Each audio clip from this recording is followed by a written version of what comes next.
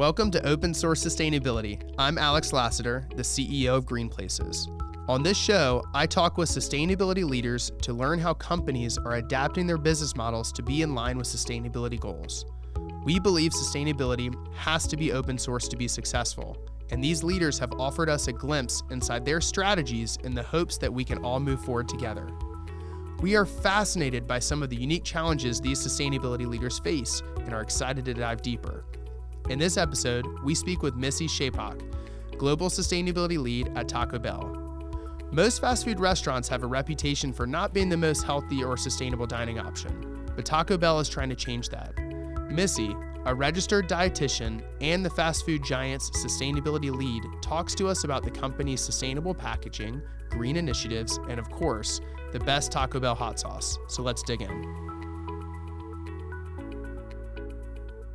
Okay, well, thanks again for joining. Again, this is our first podcast. The idea of this is really to dive into how sustainability professionals are looking at sustainability within their own respective industries. We're going to talk to people from food service. We'll talk to people in software. We'll talk to people in professional services. But, you know, the world knows Taco Bell, obviously. But not many people know that Taco Bell is pretty focused on sustainability. In fact, I think it's one of your core values. So we'd love to maybe start off and, again, thank you for joining the show, but also understand, what is your role within Taco Bell and how does that pertain to sustainability? So, at Taco Bell, because I wear a lot of hats and the role of sustainability is a huge part of what I do. It's also very complicated to explain to just everyone. So my elevator pitch what I tell people and what I do at Taco Bell is I make tacos and burritos and what they come wrapped in better for you and the planet. So that's my one-liner elevator pitch, and people seem to get what that means. But if you really want to double click into that, essentially for Taco Bell globally, I oversee our food and planet programs. And so on the food side, it's really things like balanced choices, like having good options on the menu that people can feel good about. It's stealth health, things that happen behind the scenes, like reducing sodium, clean label efforts, and also responsible marketing. We want to make sure that we're marketing in the appropriate channels. And also planet programs. That's a lot. That's a lot under one umbrella. Is that a common thing with sustainability professionals, that there's more things under the umbrella? I mean, I was on a call this morning with somebody who I was asking him, the typical, what do you do? And how does sustainability fit into that? And she talked for 10 minutes about, I do sustainability and I do diversity, equity, inclusion. And I think about pay equity and I think about nutrition. It was like 20 things. And part of my question is why do you think that is? Is that a common thing that when you talk to other professionals that, you don't just wear one hat, you're thinking pretty broadly about things? I think it depends on the company and the industry. So for fast food, for example, because it's not an industry in which historically has had a pointed focus on sustainability, I think somehow it just kind of naturally evolves and merges with other existing roles.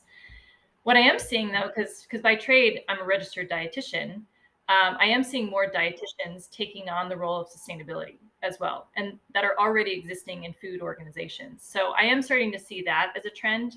But there is a need for traditional sustainability roles. And then sometimes it's just embedded into an existing role because now it's now a true business need. And they need, whether it's finding an external person or finding a person that's already internal and knows the business. And that's just a category, an area of focus that they could now cover. So, I mean, that's kind of been the evolution of my role at Taco Bell. I started off in product development, was just developing food for the menu, but they didn't hire me to be a dietitian. But because of that was my background, ultimately it transformed into that. And I started leading nutrition also for Taco Bell. So it had a dual role, product development and nutrition. And that was kind of a unique role for a dietitian to have, working for a fast food company.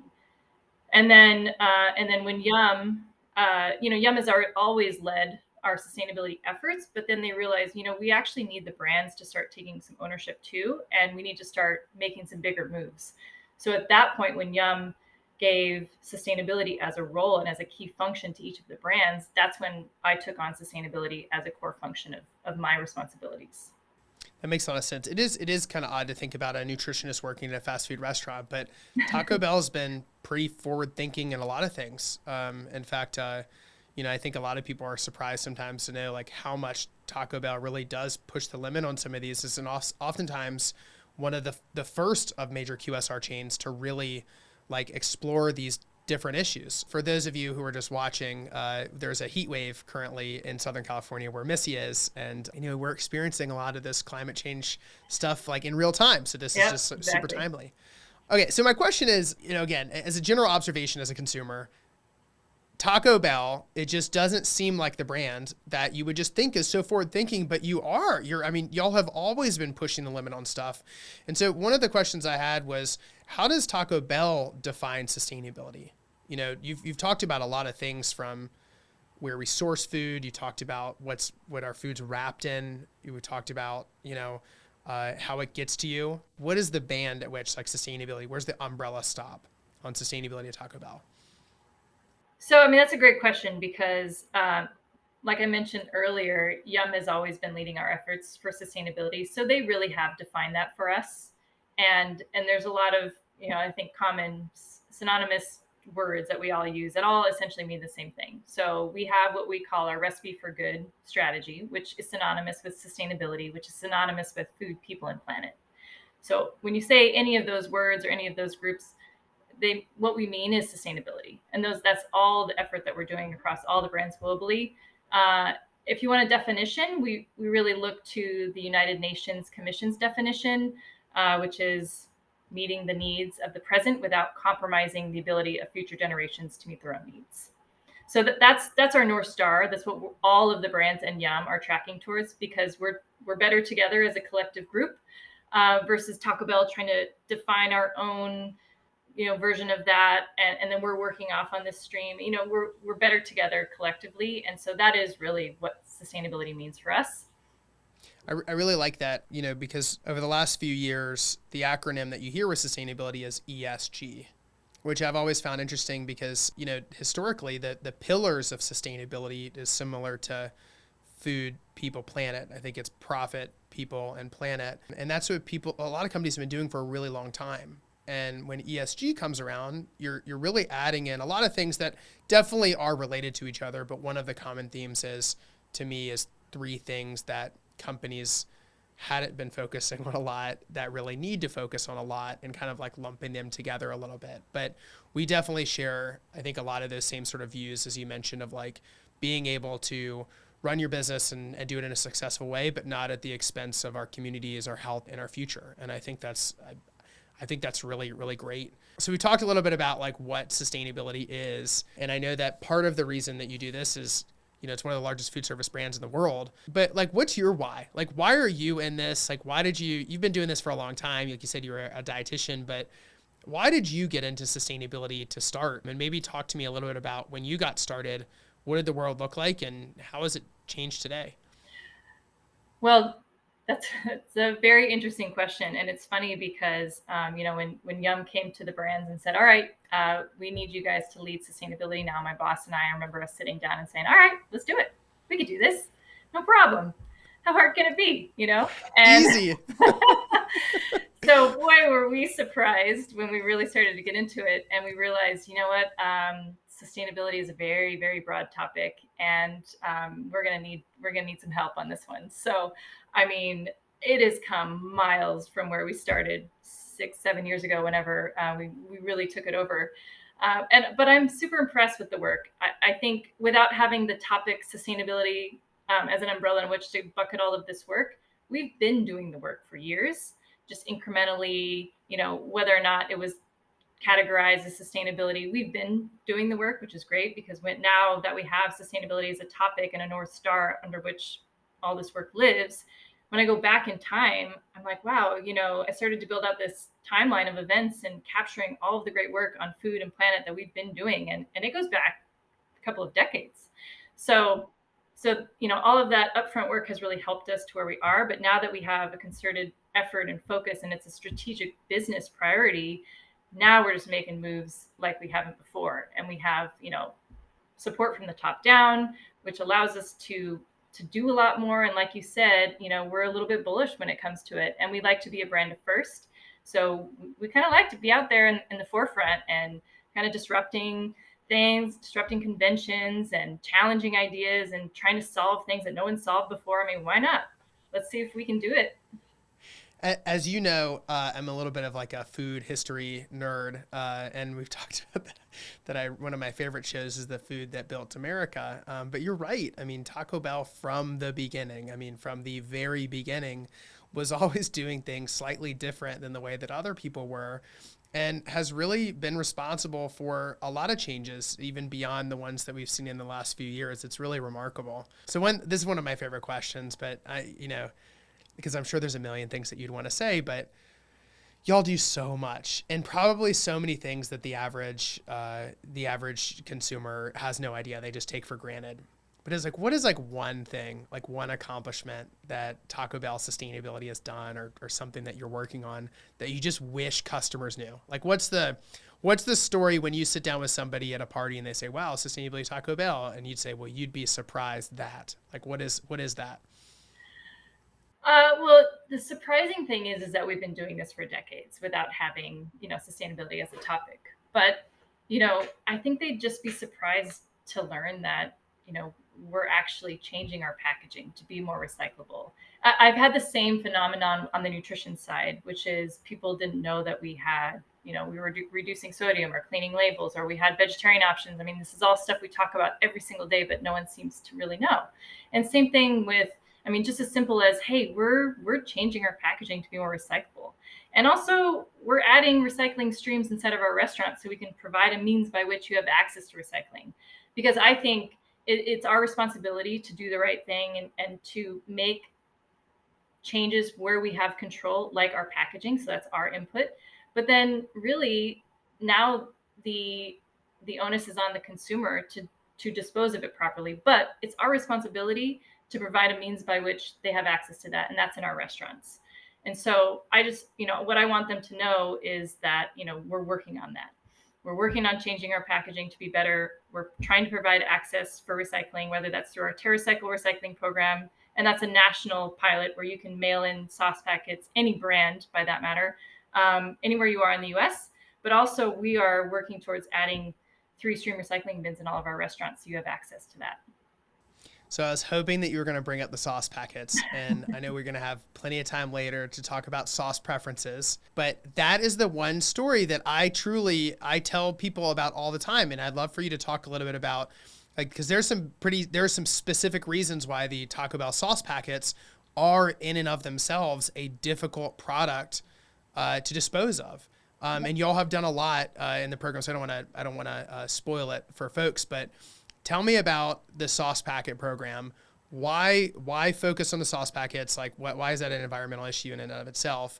And what is the program that you have there? And why is that so significant? Because that type of packaging is a big deal internationally, and it's not just at Taco Bell. It's many companies internationally use those, and y'all have done a tremendous amount of work. So talk to me a little about the sauce packets. Yeah, there's a lot to unpack on that one. So first of all, this is not an issue that's specific to Taco Bell. I mean, there's ketchup packets, mustard packets, mayonnaise packets, hot sauce packets. Everyone has these packets. So this is not an issue that's unique to us. But the thing is what's unique to us is our iconic sauce packets that have the wisdoms on it, and they have little characters and they have personalities, and depending on if you're mild or hot or Diablo or fire, each one has its own personality, and you can read it in the tone. And I think what I love about these sauce packets is it has that character, and people have their favorites, and the way they use them is very interesting. How many they use per item, how many they store in their glove compartment or in their drawer at home or in their fridge, whatever that is. In fact, I remember reading in the news a man and his dog got trapped in their car for 5 days in a snowstorm, and they survived off of eating sauce packets out of their glove compartment. No. Yeah. I could survive for a lot longer than a couple of days on those Taco Bell sauce packets. They just It's like a marker of my childhood. I grew up across the street from Taco Bell. It's the Yep. closest restaurant to my house. It was the only one, in fact, that I could walk to, and the coolest place to go after school. So anyway, there's a lot of personality with the sauce packets. They're very iconic to the brand. People love them, and they don't want them to go away. So okay, so how do we save the sauce packets and save how people feel about them, but still do the responsible thing? So the thing about sauce packets, and this is again most of them, is they're a multi-layer film. So you have a mixture of plastic and metal, which makes it not recyclable. So there is no sauce packet out there today that is recyclable, because of the multi-layer film and also the size of it too. And then there's a level of food contact as well. So there's a lot of things working against us on the sauce packet. And the metal is what allows you to customize your pour, because you can do like a thin pour on it because it holds shape when you pour from it, like when you squeeze from it. Is that what that is? It's like that's giving it the texture. Yes and no. It's more of a protective layer because it's a high pH, it's high acid, because of the hot sauce in and of itself. And so the metal actually protects the sauce inside from a quality, shelf life. So it's more about that, protecting it and It's a actually preservation thing. Yes, exactly. So there's a lot of reasons why the sauce packet is what it is and the design is what it is. However, so what we realize is, but then there's a lot of other things going on with the sauce packet. We make 8.2 billion of them every year. It's a lot of sauce packets. 8.2 billion sauce packets a year. Mhm. Wow. Individual packets. Wow.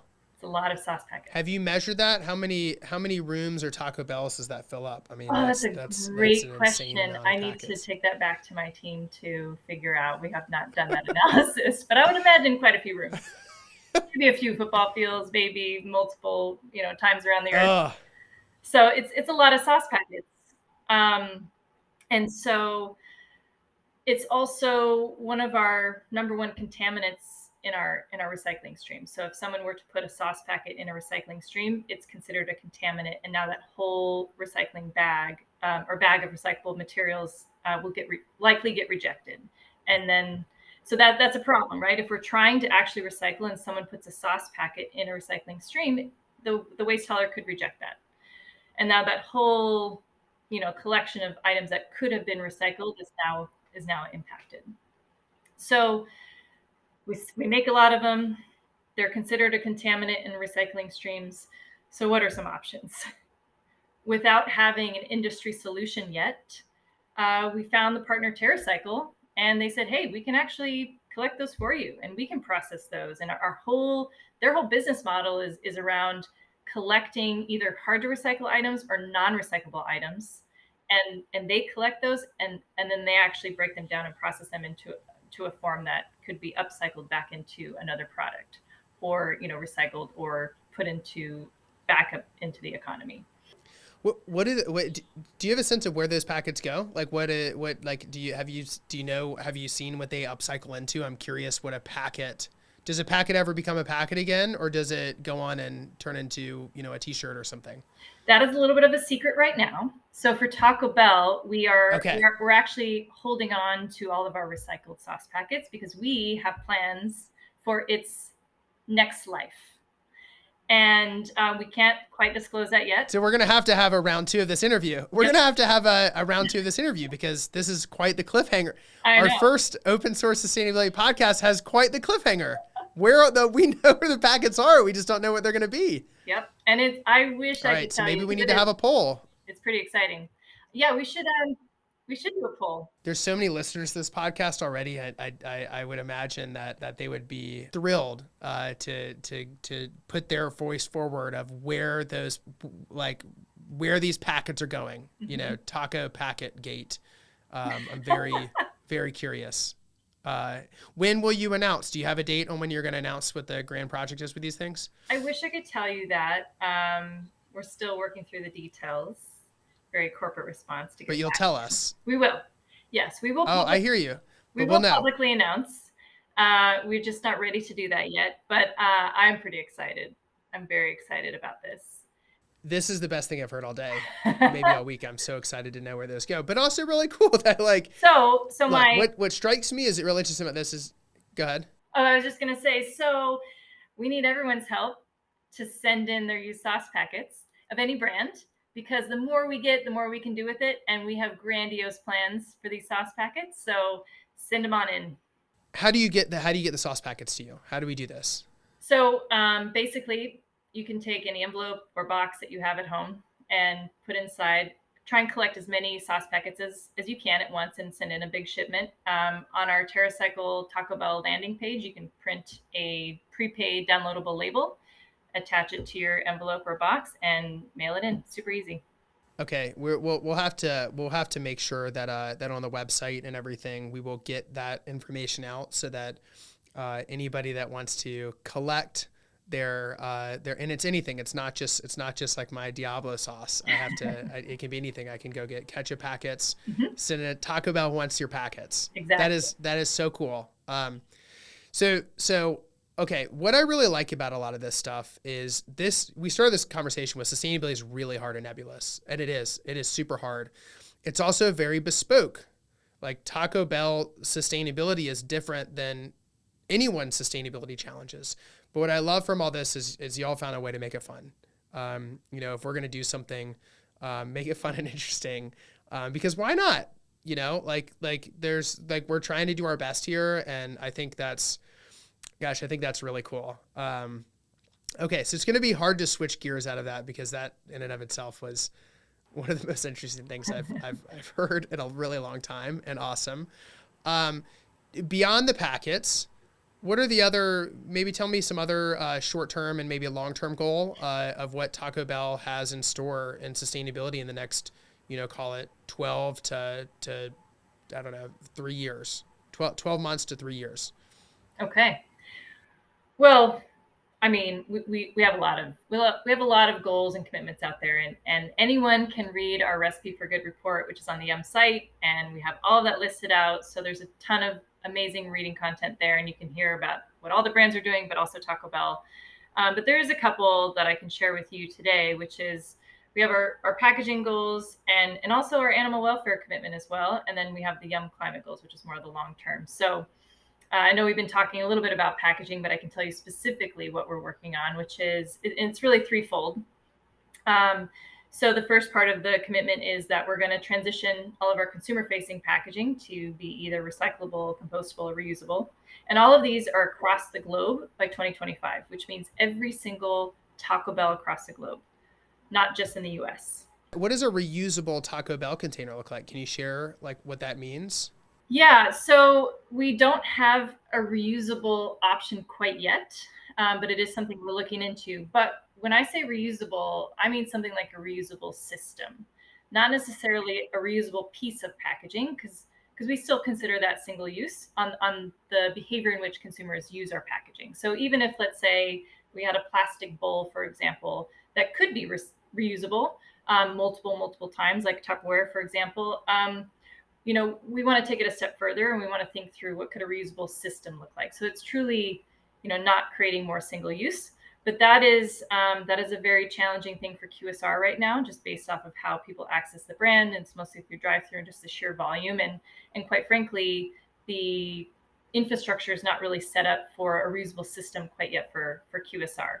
There's a lot of companies. TerraCycle has a loop program that is starting to work with some QSRs. We're starting to look into that, but we don't have quite yet a model. But what we do have, we're in a couple of tests right now in our restaurants where we're testing what reusable foodware for dine-in customers would look like. So plates, Hmm. cutlery, cups, trays. We're in a couple of restaurants now doing a test to see, could we roll this out into more restaurants? Like, how is this doing? Is this really saving any energy or water or single-use packaging? So we're going to measure it to understand what impact that has, but that would probably be the one reusable test that we're in now versus a reusable system that would be managed through the drive-through. I kind of love bringing back a little bit of the fine dining aspects Mm-hmm. of cutlery in a Taco Bell. I think it elevates the experience. And I honestly, after a year in the pandemic of kind of the necessaries of takeout and all that stuff, I don't think I'll ever eat anything out of styrofoam or anything like that again. It was just too much. I want to eat my burrito with a metal fork and knife. And I want to smother that with my I favorite have. hot sauce. I really honestly don't know if I can put this on the podcast with my wife, but my mother-in-law on many occasions I have come home eating Taco Bell on our Christmas china with fork and knife as well. I think it was a burrito bowl, and I know there was a fork and knife, and I know it was a Christmas china. So it has happened, and she loved it. She said, why not? I love this food, so So classy. I'm all So for it. That's classy. awesome. So classy, so classy.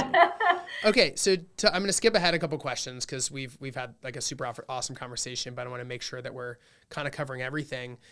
Sustainability, like the sustainability transition, like of getting where we want to get to, cannot happen without food service participation.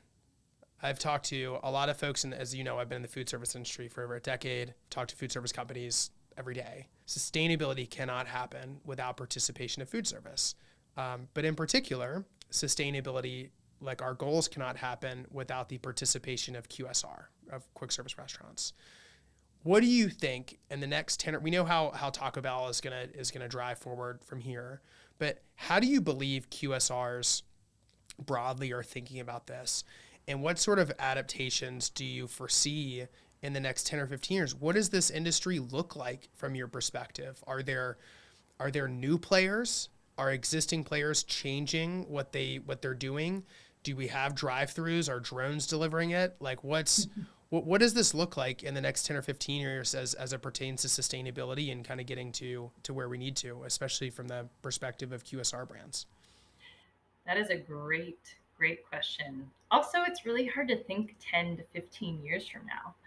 But I mean, the great news is I think everyone's doing something now. Everyone's starting to recognize, like, hey, this we all have to come to the table. To your point, yeah, the entire industry across the board, but yes, the entire food industry really does need to come to the table on this. And I hope that my hope is that 10 to 15 years from now, we are in a much better place than we are today, because we really need everyone to come to the table. But oh my gosh, 10 to 15 years from now. Yeah, I mean, I still think that people, I mean, we've had drive-throughs for decades now. And so I don't know if that is really going to go away, just thinking about people's busy lives and, the way in which people live and the need for accessibility, affordability, and just that convenience. I think drive-throughs, if anything, I'm seeing more of those pop up, and I'm seeing fast casual now starting to lean into QSR models of implementing drive-throughs because they see that as a need. And people are wanting to just eat in different places, whether it's at home or elsewhere. They don't really want to traditionally eat and sit down.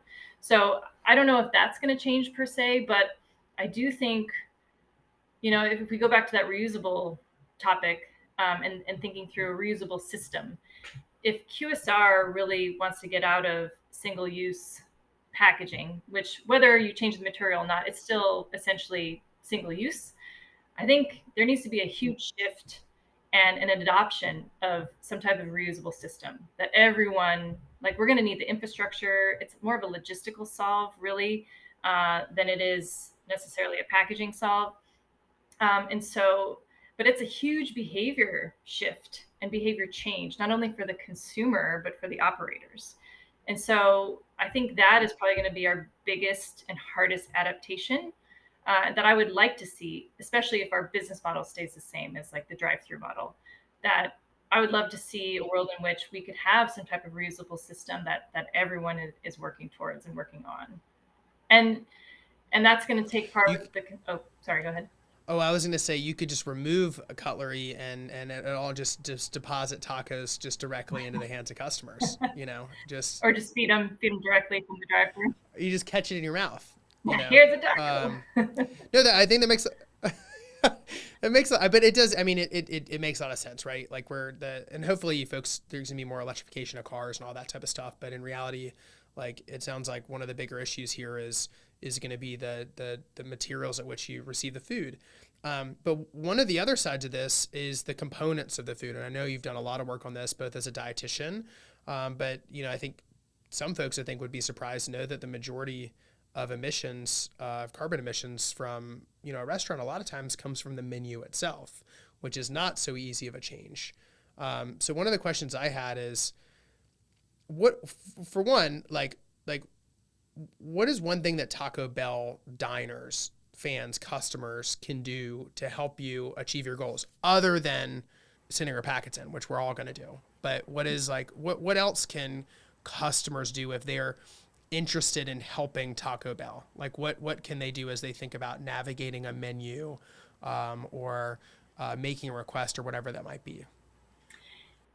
Yeah, I would say, consumers, the key thing is we just want people to know that they have options and they have choices, which is why we want to provide access to recycling. We want to give them options to recycle their sauce packets that aren't recyclable today. But then also we want to have options on the menu. That's why we have 4 different hot sauce flavors, and you can pick your flavor. And also, there's a lot of things on the menu. And I think when we think about our environmental goals, it's a very holistic approach.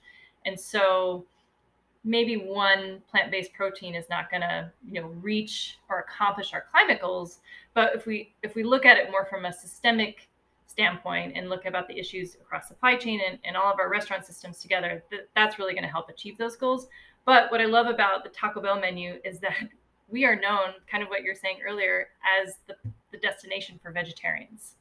We have over 1 million vegetarian options on the menu. We have 3 vegan proteins on our menu. We have refried beans, black beans, potato bites, and you can literally swap them for anything on the menu. And I highly, highly recommend and encourage that, because to be honest with you, we've done some tests where we swapped meat for beans, and we highlighted that as like the primary featured option, and people love it. And they're like, I didn't even miss the meat.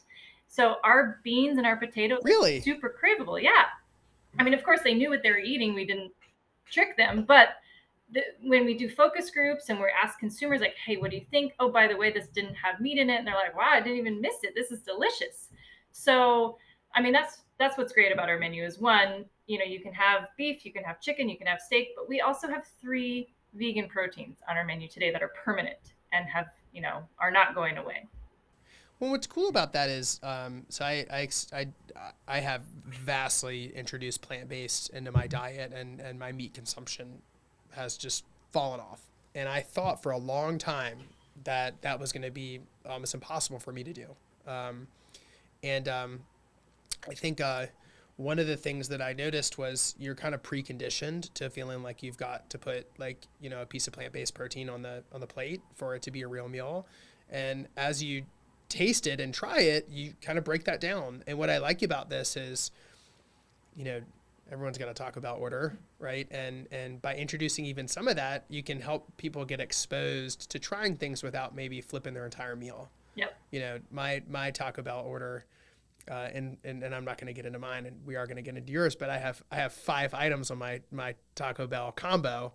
Having a couple of those be plant-based can actually make a pretty big impact, and it doesn't feel like I'm completely risking my meal per se. And I love the idea that at Taco Bell, you do have so much optionality. It has, you're right, it's been like that since the founding of Taco Bell. And that's a really interesting fact that I'm curious, have you thought about, or have you already done any sort of research as far as, if people make small substitutions, again, my order's got five, tacos and things in it.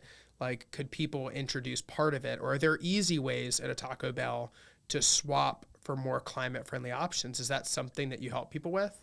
Yeah, actually, I was just going to mention that. And I'm glad you asked, because on our kiosks, which are in every single Taco Bell's dine-in location, we've made a feature called Veggie Mode. And it's just a quick switch of a toggle, and it'll transform the entire menu to vegetarian.